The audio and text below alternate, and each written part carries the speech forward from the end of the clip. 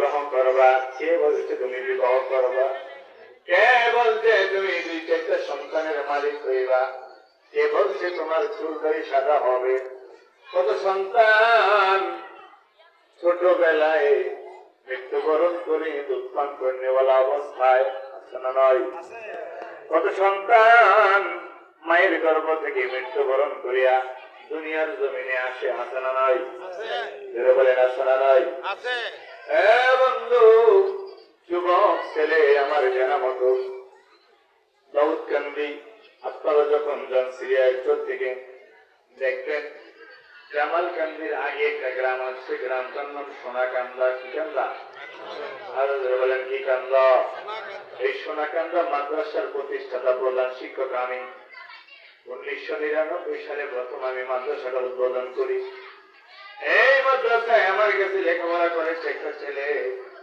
ছেলেটা বিদেশে গেছে, সিঙ্গাপুর করার পরে কয়েক বছর পরে বাড়িতে আসছে। কোথায় আসছে? বাড়িতে আসছে।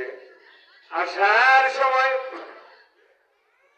বন্ধুরে আমার বাড়িতে আসলেন, সবাইকে দাওয়াত দিলেন, গাড়ি রিজার্ভ করলেন, বরযাত্রী নিয়ে ছেলেটা মেহমানদেরকে নিয়ে শ্বশুর বাড়িতে রওনা করেছে, বিবাহ করবে। নতুন বরযাত্রী, বেশি দূর নয়, গোয়ালমারির কাছে ওই যে কালেরকান্দি গ্রামটা, কালেরকান্দি গ্রামটা আর কাছাকাছি যাই না। গাড়ি ছিল টমটম, ভাড়া হইল কম কম। বাড়ির গাড়ির নাম কি? টমটম। ওই জন্য বেরিবাদে দিচ্ছে গাড়ি নিতে পারি কয়েকটা। এই টমটম গাড়ি অ্যাক্সিডেন্টে ছেলেটা বরযাত্রী সহ সেখানে পানির মধ্যে পড়ে, ছেলেটা যেই গাড়িতে ছিল ওই বরযাত্রী ছেলেটা মৃত্যুবরণ করেছে। বলেন ইন্না লিল্লাহি ওয়া ইন্না ইলাইহি রাজিউন। আমার 34 বছর বক্তৃতার বয়স চলতেছে। আমি ছোটবেলা থেকে আলোচনা করি সমাজের মধ্যে, সমাজের বর্তমান প্রেক্ষাপট নিয়ে আমি কথা বলার চেষ্টা করি। আমার আল্লাহ কবুল করুক। বলেন আল্লাহুম্মা আমিন। বলেন আল্লাহুম্মা আমিন। মুসলমানদের দরসে গুনে ভেবে দেখো না, ইসলামী রীতিনীতি ভালো লাগে। এই ভাইয়া আপনারা বসেন, একটু হোটেলে প্যান্ডেলে বসেন, বসেন। মুসলমানদের দরসে গুনে, মুসলমানদের দরসে গুনে ভেবে দেখো না, ইসলামী রীতিনীতি ভালো লাগে না। হায় হায় আল কোরআনের রীতিনীতি ভালো লাগে না। বলেন আল্লাহু আকবার।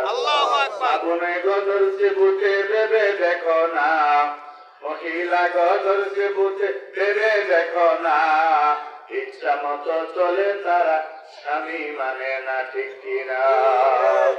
মার্কেটিং করে তারা, পর্দা করে না, ঠিক না বেঠি? আমরা তো দেশে নাই কেন? এই মতলব চৌকান্দি থাকে না, এরা থাকে ঢাকার শহর চট্টগ্রামে ফ্লাইওভারের নিচে। জোরে জোরে বলেন নাউযুবিল্লাহ। বন্ধুরা আমার, আমি আমার কলিজার টুকরো যুবকদেরকে বুঝাইতে গিয়ে কথাটা বলতে চাইলাম। তুমি বলো হুজুর নামাজ পড়বো, বিবাহ শাদী করে নেই। হুজুর নামাজ পড়বো, কয়েকটা সন্তানের বাবা হয়নি। কে বলেছে তুমি বিবাহ করবা? তোমার সব